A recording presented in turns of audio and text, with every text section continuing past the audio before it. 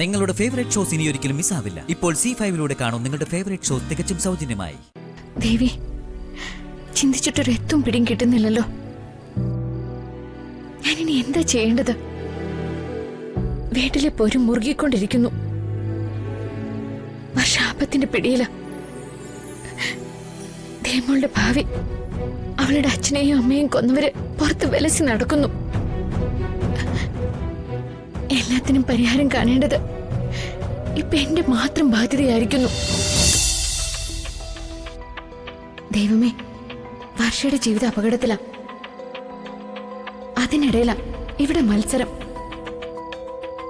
എന്റെ കുഞ്ഞിന് എന്തെങ്കിലും ആപത്ത് പറ്റുമെന്നുള്ള ടെൻഷനിലാ ഞാൻ.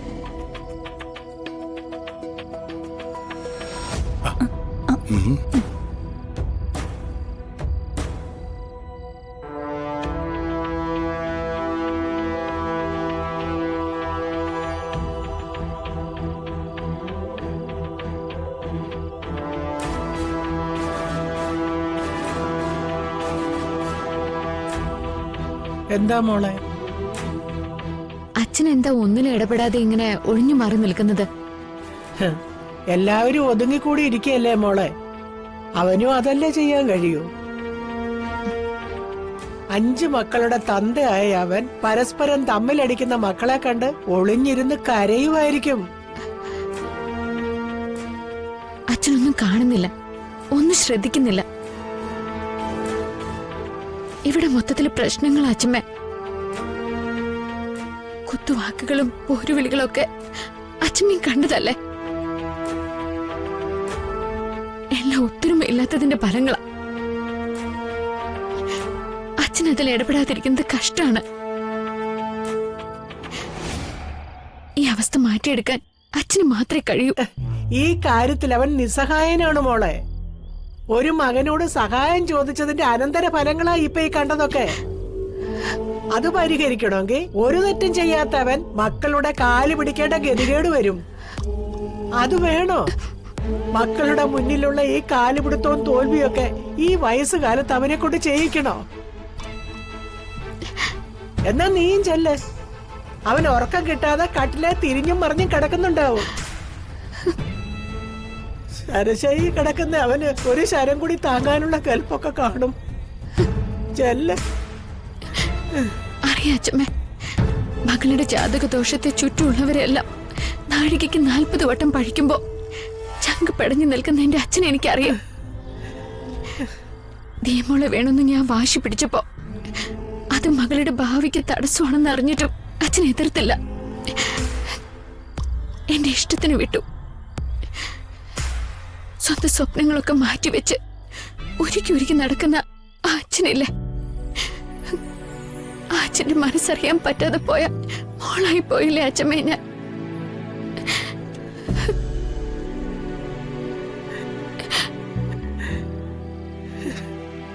എന്റെ ഭഗവാനെ,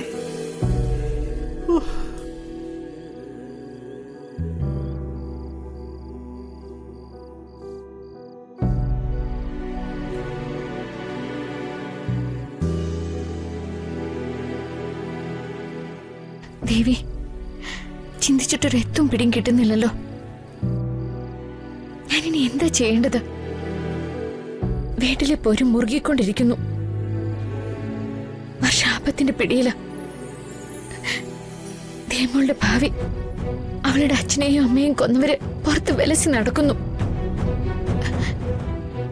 എല്ലാത്തിനും പരിഹാരം കാണേണ്ടത് ഇപ്പൊ എന്റെ മാത്രം ബാധ്യതയായിരിക്കുന്നു.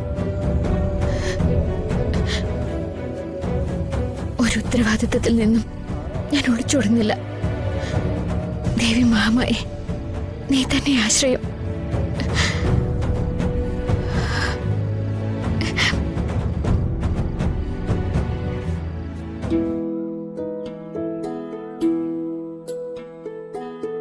ദീമോളെ, ദീമോളെ, മോളെ, ഇവളിതെവിടെ പോയി? മോളെ, മോളെ. ഈശ്വര, കുഞ്ഞിനെവിടെയെങ്കിലും കാണുന്നില്ല. നേരമില്ലല്ലോ. ഇവിടെ വഴക്കും വക്കണും മത്സരം ഒഴിഞ്ഞ് നേരമില്ല. എന്റെ കുഞ്ഞ് വിഷമം സഹിക്കാനാവാതെ അവളുടെ പേര് പറഞ്ഞ് എല്ലാവരും എന്നെ കുറ്റപ്പെടുത്തുന്നത് കാരണം എങ്ങോട്ടെങ്കിലും ഓടിപ്പോയി കാണുമോ? ഈശ്വരാ.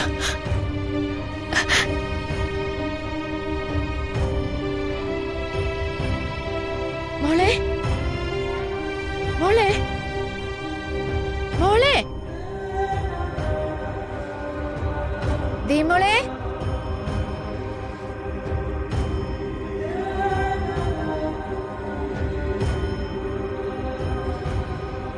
മോളെ തട്ടിക്കൊണ്ട് പോകാൻ തക്കം പറത്ത് നടക്കാരാക്കി. അവളെങ്ങാനും എന്റെ കുഞ്ഞിനെ. ഈശ്വര, എനിക്ക് ഓർക്കാൻ കൂടി വയ്യ. മോളെ, മോളെ,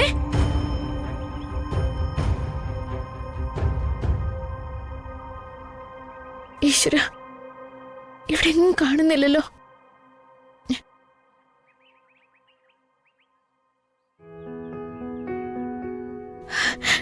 ഈശ്വര,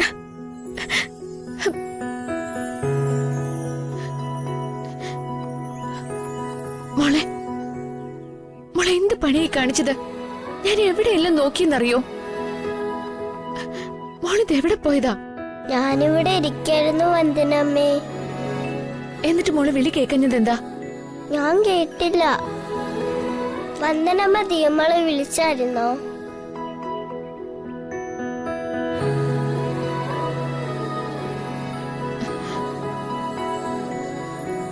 മോള് കരഞ്ഞോ? ഏയ്, ഞാൻ കരഞ്ഞൊന്നുമില്ല.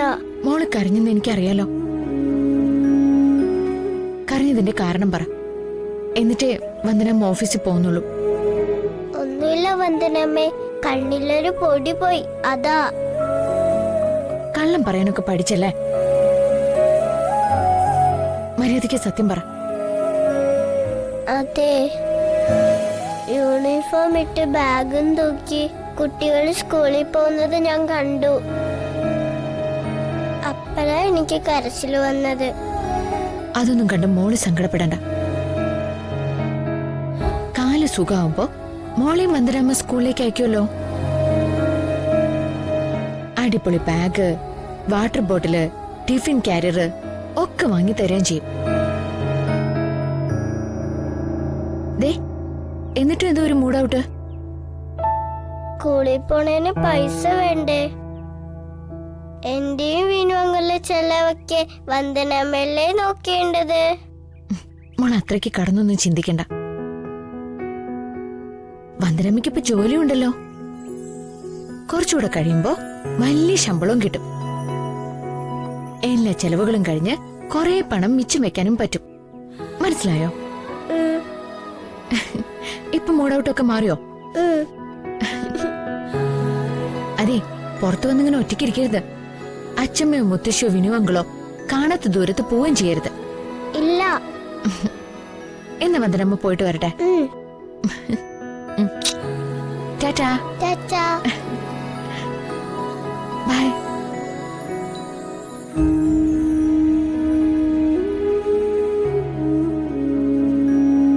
ഡൗൺലോഡ് ചെയ്യൂ C5 ആപ്പ്. കാണൂ എല്ലാ എപ്പിസോഡുകളും സൗജന്യമായി.